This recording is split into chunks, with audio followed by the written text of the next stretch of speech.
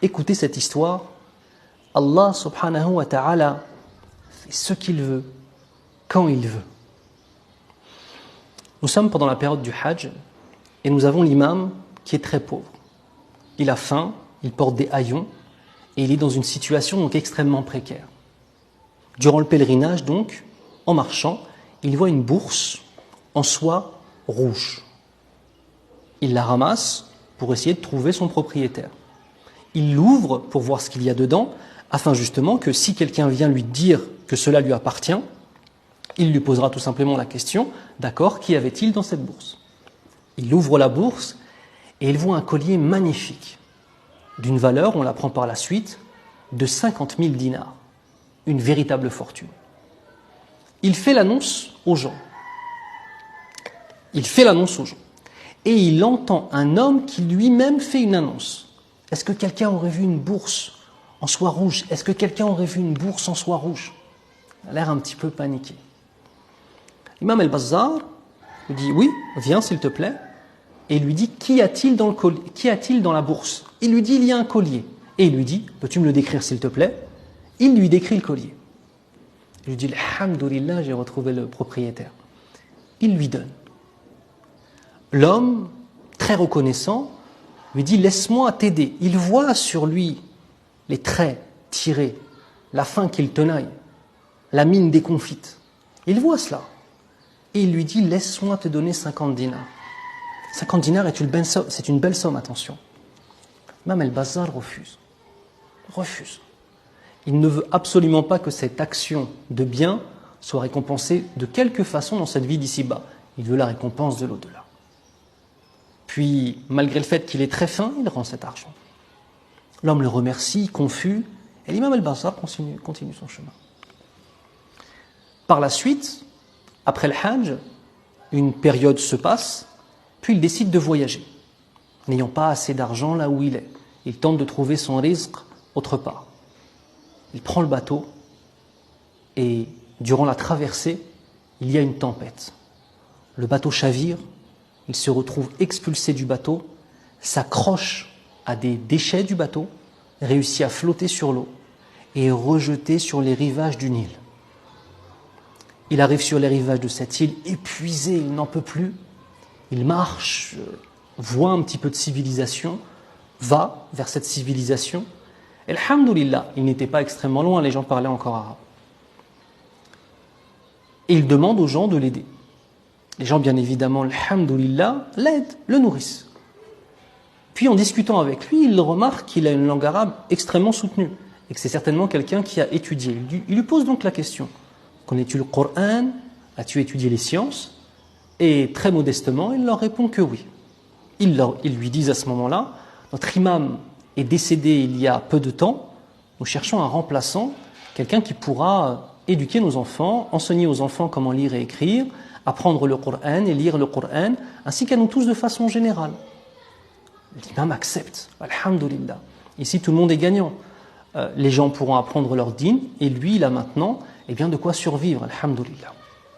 Le temps passe, il rentre profondément dans le cœur des uns et des autres, masha'Allah, comme tous les gens qui ont de la science, tabarakallah. Arrivé un moment, les responsables de la mosquée, les responsables de la ville, lui disent de la façon la plus simple, écoute, nous aimerions vraiment que tu restes ici, que dirais-tu de te marier? Lui, loin de refuser, il accepte de rencontrer une femme, à condition que ce soit une femme extrêmement pieuse. On lui ramène une sœur. Et je ne peux pas vous la décrire. Pourquoi? Parce que lorsque cette sœur vient pour la muqabala, pour la rencontre, elle porte un collier qui lui est familier. Et il reconnaît le collier qu'il avait trouvé dans la bourse. Et lorsqu'il la voit, en fait, il ne regarde pas son visage et il ne lui parle pas. Il ne fait que regarder le collier. Allahu Akbar. Il fait du dhikr. Allahu Akbar, Allahu Akbar. La femme pense que cette réaction de sa part signifie qu'il ne la trouve pas attirante du tout et qu'il n'a pas du tout envie de se marier avec elle. Elle reste face à lui, puis ensuite l'entretien se termine, elle part et elle se met à pleurer. Cet homme m'a refusé, cet homme que tout le monde me décrit comme étant un homme pieux, comme étant un homme bon, comme étant un homme lumineux. m'a refusé. Elle rapporte donc cela au responsable de la mosquée.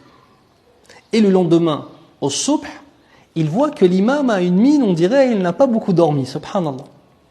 Donc il prie le subh derrière lui, et ils vont le voir.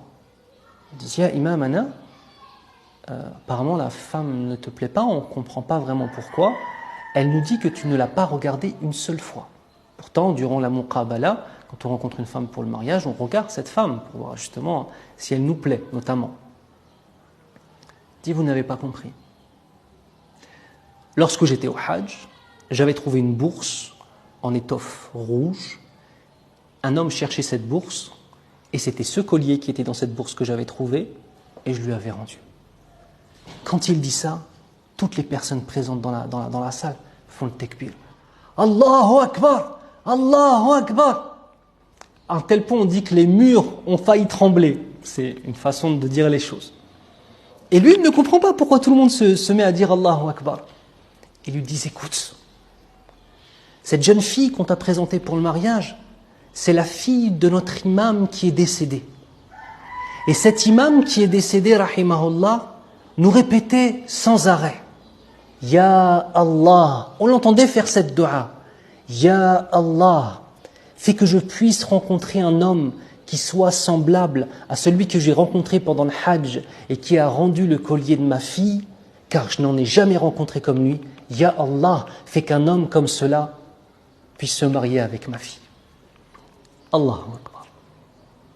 Allah Azza wa Jalla l'a ramené de tout là-bas, l'a mis dans une tempête, naufrage, errance, désespoir, pour ça. Allahu Akbar. Cette histoire, en fait, nous enseigne beaucoup de choses. Vraiment, vraiment beaucoup de choses. Mais parmi les choses qu'elle nous enseigne, ne t'arrête jamais à l'apparence des choses. Tu ne connais pas les plans d'Allah Azza wa Jalla. Toi, mon frère, toi, ma sœur, tu as un travail. Ton travail, c'est d'être pieux, d'être pieuse, d'être droit, d'être droite, d'apprendre ton dîn, de connaître le tawhid d'Allah Azza wa Jal, de l'apprendre, de le connaître, de le ressentir et de le pratiquer. Et donc, en quelque sorte, de le vivre tout simplement. À partir du moment où ce rôle-là, qui est le tien, qui est le mien, nous le remplissons, t'inquiète pas, on a un Seigneur qui veille sur nous. On a un Seigneur qui veille sur nous et qui fera en sorte que chacun de nos choix, Inch'Allah, qui nous rapproche de lui, soit récompensé. Ici-bas comme dans l'au-delà, Inch'Allah ta'ala. Ici-bas par des choses concrètes, comme par exemple ce mariage. Vous savez, là, cet imam-là ne s'est pas dit, par exemple, cela fait des années que j'étudie l'ilm, cela fait des années que j'écris des livres, j'ai atteint un certain niveau d'ilm, et pourtant je suis pauvre, je suis fauché, je n'ai même pas de quoi manger. Allah m'a abandonné dans une tempête. Non, jamais. Al-qana'a, l'apaisement du cœur. Et quand on a confiance en notre Seigneur, on s'en remet à lui. On fait les causes, on reste dans le halal. D'accord ? Qu'Allah vous préserve tous et toutes. Je vous aime pour Allah subhanahu wa ta'ala. Wassalamu alaikum wa rahmatullahi wa barakatuh.